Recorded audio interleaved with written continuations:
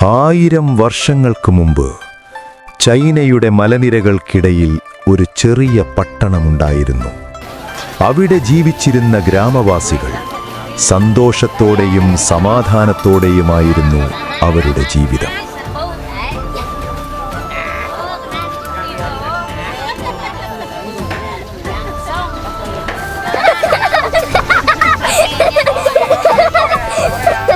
പക്ഷേ ആ സന്തോഷം അധികനാൾ നിലനിന്നില്ല. ഒരു ദിവസം അവിടേക്ക് കടന്നുവന്നു ഒരു ക്രൂരമൃഗം.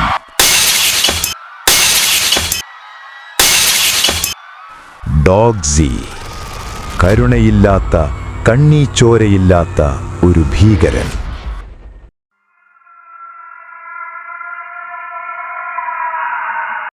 അവൻ ഗ്രാമത്തെ ആക്രമിച്ചു. വീടുകളും കടകളും തകർത്തു. സമ്പത്തും ഭക്ഷണവും എല്ലാം കൊള്ളയടിച്ചു. അവസാനം ഗ്രാമവാസികളെ കരയിച്ചുകൊണ്ട് അവൻ അവിടെ നിന്ന് കടന്നുപോയി. ഭീതിയിലും വേദനയിലും ഗ്രാമവാസികളെല്ലാം ക്ഷേത്രത്തിൽ ഒരുമിച്ചുകൂടി.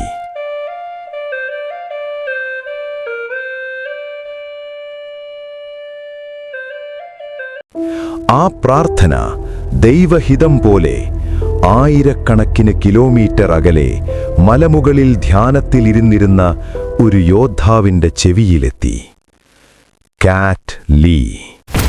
വർഷങ്ങളായി ഗാഢമായ ധ്യാനത്തിലായിരുന്ന ആ മഹായോദ്ധാവ് പെട്ടെന്ന് കണ്ണുകൾ തുറന്നു. ഗ്രാമവാസികളുടെ വിളി അവൻ കേട്ടിരുന്നു. ഇപ്പോൾ ഒരു ചോദ്യം മാത്രം.